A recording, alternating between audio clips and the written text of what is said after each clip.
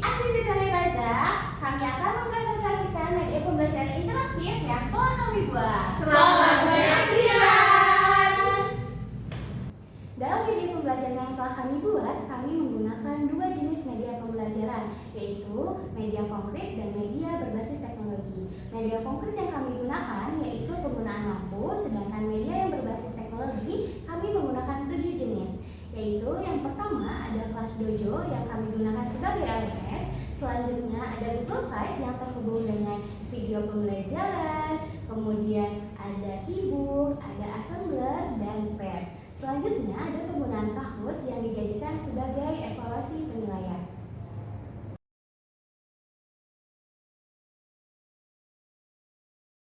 Baik, saya akan menjelaskan tentang fitur-fitur yang bisa digunakan di dalam kelas dojo.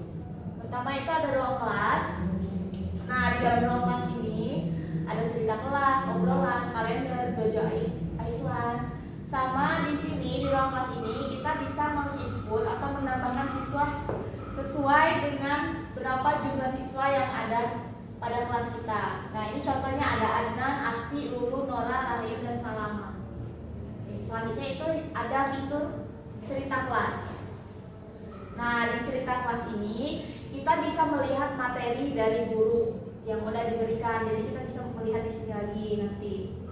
Di obrolan, nah di dalam obrolan ini kita bisa ngobrol atau mengirim pesan ke siswa ataupun bisa ke orang tua siswa. Jadi kita bisa terhubung secara pribadi di sini. Selanjutnya di kalender. Nah, kalender ini kita bisa bikin waktu atau timer atau tanggal yang kita inginkan untuk materi kita, membuat jadwal. Kayak di sini ada untuk pekan ini dan ada untuk yang segera dimulai. Nah, selanjutnya itu Dojo Islam. Di sini siswa bisa mengakses permainan, mereka bisa bermain di sini. Misalnya kayak ini membangun mini-frame atau apa. Di sini mereka bisa bermain. Selanjutnya di kehadiran.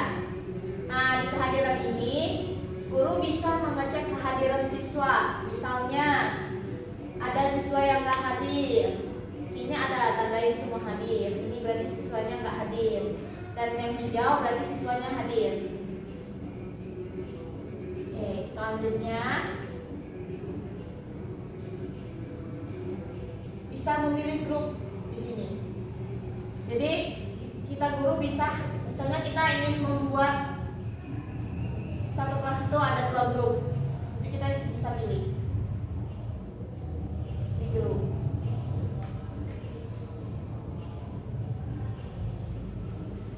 Kalau ini kita bisa mengajak siswa untuk bisa presentasi. Jadi bisa diacak secara acak, nggak kita tunjuk. Dan nanti kita bisa langsung memberi apresiasi. Misalnya bekerja keras, kita bisa memberi siswanya si Lulu udah bekerja keras. Ini timer bisa kita gunakan untuk pengerjaan waktu pembelajaran, pengerjaan LKPD. Dan di portofolio kita bisa mengirim LKPD atau video pembelajaran ataupun materi pembelajaran.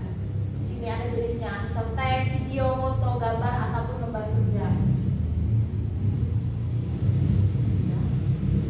Sekian penjelasan dari saya tentang fitur-fitur di dalam kelas dojo. Selanjutnya akan disampaikan oleh teman saya.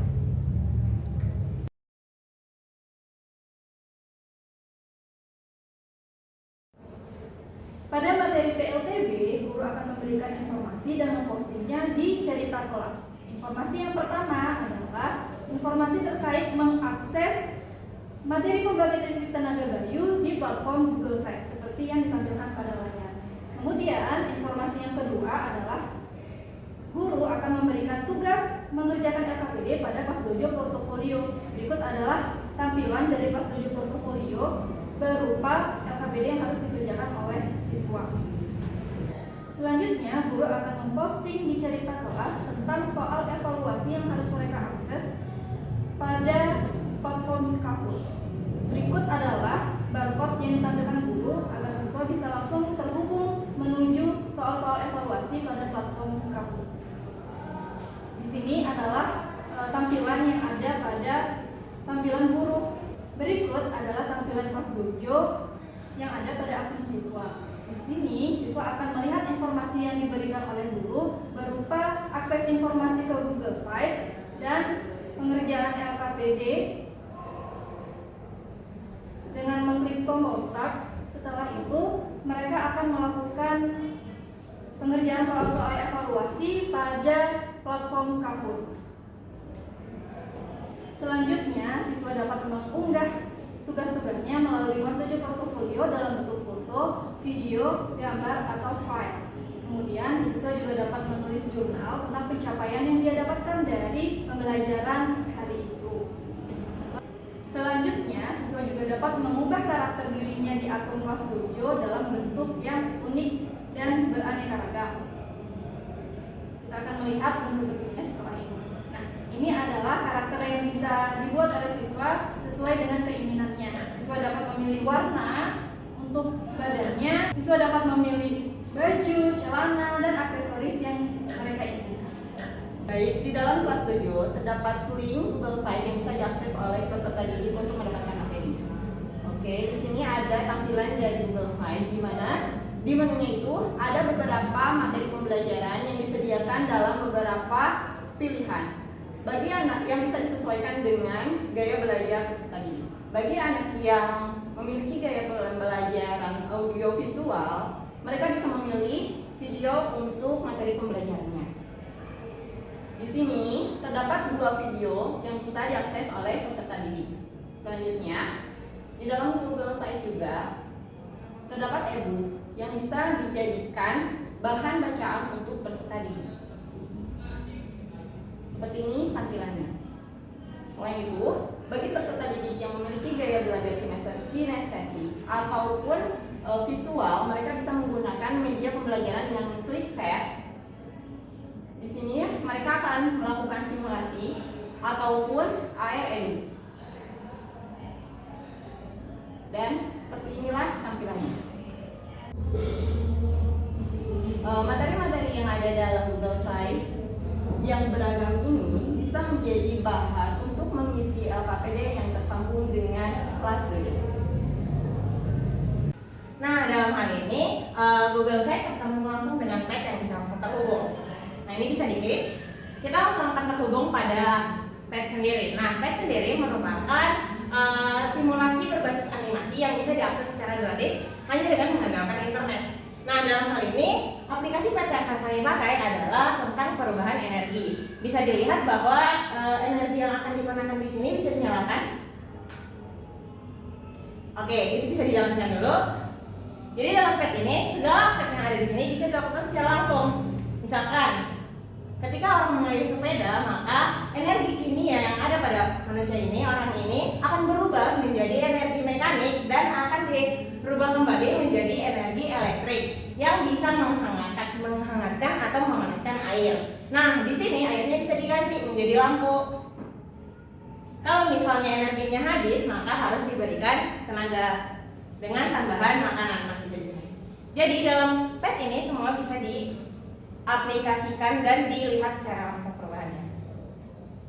Selanjutnya materi yang bisa diakses yaitu tentang wind turbine simulation atau simulasi dari kincir angin. Ini udah bisa diakses di Google Site-nya langsung dan terhubung dengan AR Edu atau Assembler World Education. Nah, ini kalau misalnya ditekan bisa langsung menuju ke si assembler tadi.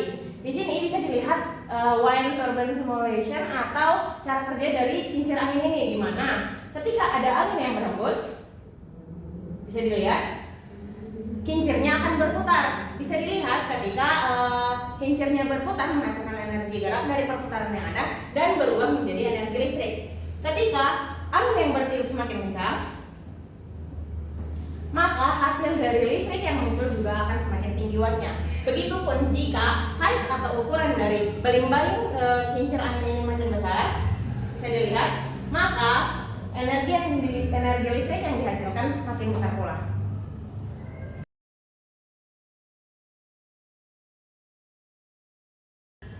Nah, selanjutnya untuk evaluasi dari media ini, di sini ada media Kahoot yang mana nanti akan membuat grup, yaitu sudah dibuat grup kelas 6. Di sini guru akan melampirkan soal untuk evaluasi yang akan dikerjakan oleh siswa, yaitu dengan cara guru akan memulainya dulu, baru siswanya akan bisa masuk. Dilanjutkan dengan tanpa pulang kelas.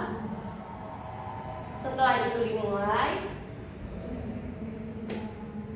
Nah, di sini akan kelihatan ada pin atau barcode yang bisa digunakan oleh siswa untuk masuk ke dalam Kahoot ini untuk melakukan evaluasi, yang dimana barcode ini telah dimasukkan ke dalam kelas dojo yang akan dipakai oleh siswa. Nah, contohnya saya akan menampilkan untuk masuk ke dalam evaluasi ini, yaitu menggunakan barcode. Saya akan masuk sebagai siswa.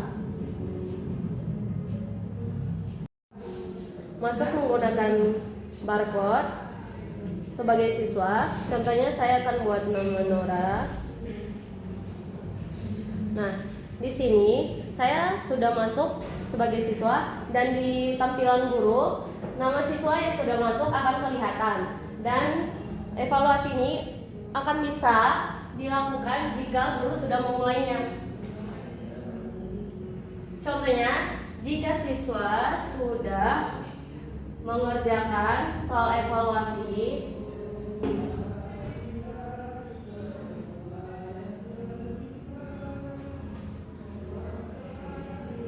dari pertanyaan ini, siswa akan memilih dalam medianya, yaitu setelah itu di tampilan guru akan kelihatan apakah siswa benar menjawabnya atau tidak. Setelah itu akan dilanjutkan soal berikutnya dengan rekan berikutnya.